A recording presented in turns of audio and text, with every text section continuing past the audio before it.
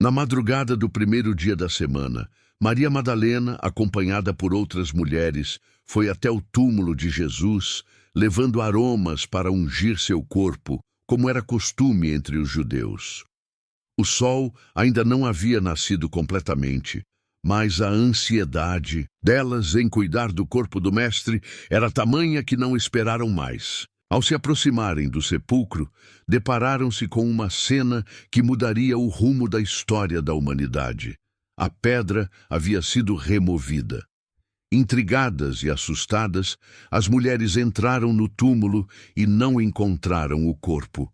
Enquanto estavam perplexas, 2 anjos apareceram a elas com vestes resplandecentes e anunciaram: "Por que buscais o vivente entre os mortos?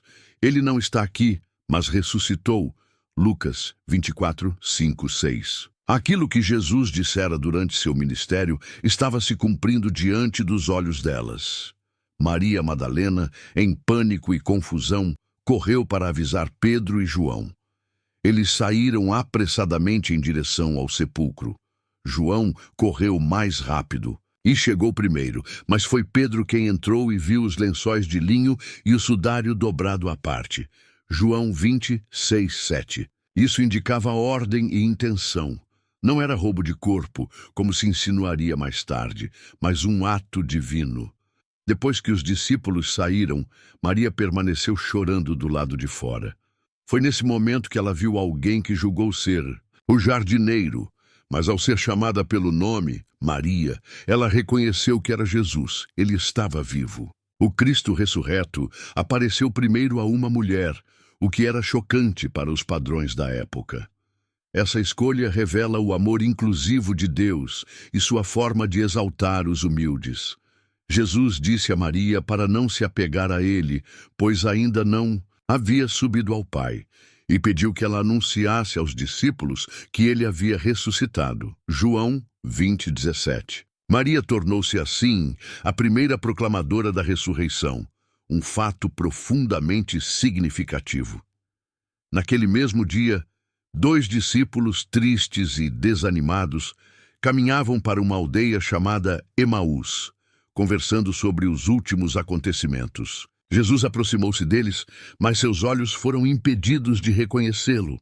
Ele perguntou sobre o que falavam, e eles contaram sobre a morte de Jesus, dizendo que esperavam que ele fosse o Redentor de Israel. Lucas 24, 21. Jesus, então, começou a explicar as Escrituras desde Moisés e todos os profetas, mostrando como era necessário que o Cristo padecesse e entrasse em sua glória. Quando chegaram ao destino, os discípulos insistiram para que ele ficasse. Ao partir o pão, seus olhos se abriram e o reconheceram. No mesmo instante, Jesus desapareceu de sua vista. Movidos por um fervor renovado, eles voltaram correndo a Jerusalém para contar aos outros discípulos que Jesus havia ressuscitado e aparecido a eles. Enquanto relatavam, Jesus apareceu no meio deles, dizendo: "Paz seja convosco." Lucas 24, 36. Os discípulos ficaram assustados, pensando que era um espírito, mas ele os tranquilizou, mostrou as mãos e os pés e comeu na frente deles para provar que estava vivo fisicamente. Jesus começou a abrir o entendimento deles para compreenderem as Escrituras. Ele lhes explicou que era necessário que o Cristo padecesse, ressuscitasse ao 3º dia, e que em seu nome se pregasse arrependimento e remissão dos pecados a todas as nações. Lucas 24, 46, 47. Ele estava preparando seus discípulos para a missão global da igreja. Tomé, um dos 12, não estava presente nessa primeira aparição coletiva. Quando os outros lhe contaram, ele não acreditou. Disse que só creria se colocasse o dedo nas marcas dos cravos e sua mão no lado de Jesus.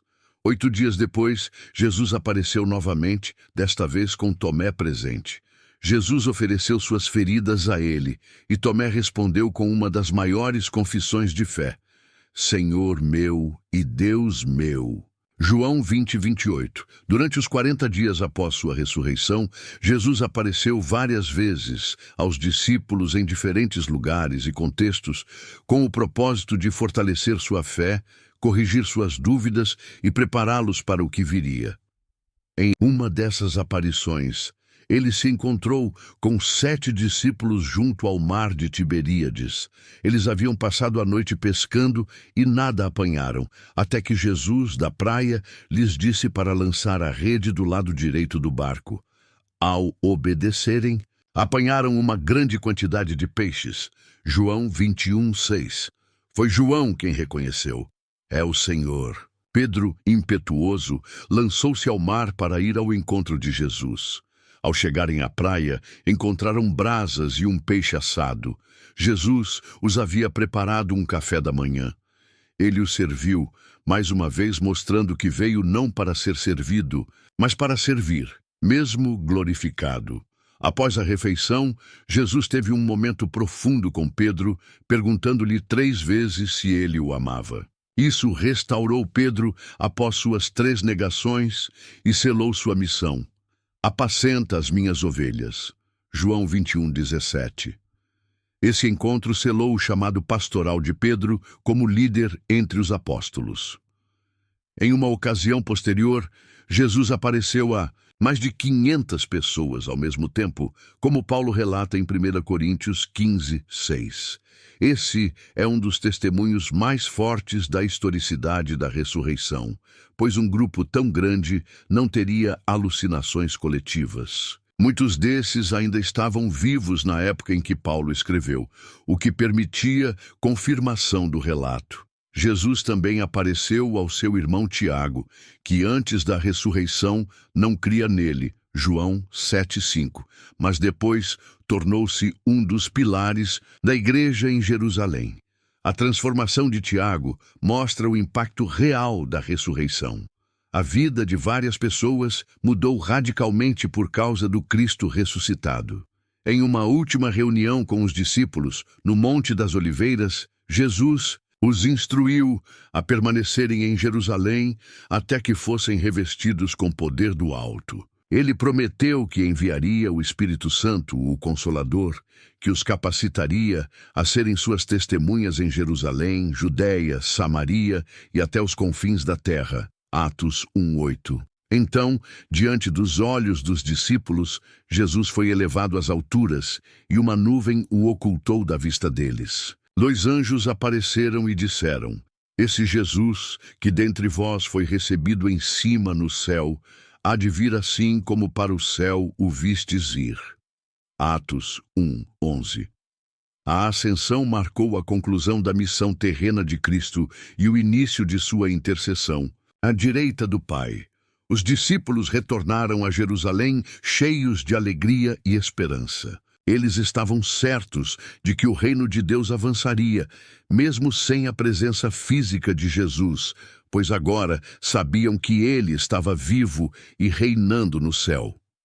Nos dias seguintes, em obediência, os discípulos permaneceram reunidos em oração, aguardando o cumprimento da promessa do Espírito Santo. Esse período entre a Ascensão e o Pentecostes foi de espera, mas também de preparação espiritual. No dia de Pentecostes, 10 dias após a Ascensão, o Espírito Santo foi derramado sobre os discípulos reunidos no cenáculo.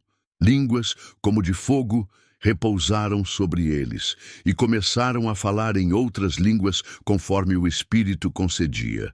Era o nascimento da igreja. Atos 2. Pedro levantou-se e pregou com poder. Ele explicou que o que estava acontecendo era cumprimento da profecia de Joel e que Jesus, a quem haviam crucificado, Deus ressuscitou. E disso todos eram testemunhas. Atos 2:32. 3.000 pessoas se converteram naquele dia. A ressurreição de Cristo foi o centro da pregação apostólica. Sempre que os apóstolos pregavam, enfatizavam que Jesus estava vivo, exaltado, e que era necessário arrepender-se e crer nele. A igreja não nasceu de ideias, mas de um evento, a ressurreição. O livro de Atos mostra que essa mensagem se espalhou com poder. Mesmo diante de perseguições, prisões e ameaças, os apóstolos continuaram pregando que Jesus havia ressuscitado, e isso abalava os fundamentos do mundo judaico e romano. Paulo, que perseguiu a igreja, também encontrou o Cristo ressuscitado no caminho de Damasco. Essa aparição especial foi decisiva.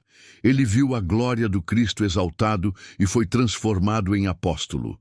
Ele afirmou que Cristo morreu por nossos pecados e ressuscitou ao terceiro dia. 1 Coríntios 15:4. A ressurreição continua sendo até hoje o coração da fé cristã. Ela significa que a morte foi vencida, que o sacrifício foi aceito por Deus, que há esperança para os que creem e que o reino de Deus já começou a ser manifestado na terra. A história após a ressurreição não terminou na ascensão, pois Jesus continua vivo, intercedendo por nós. Hebreus 7:25.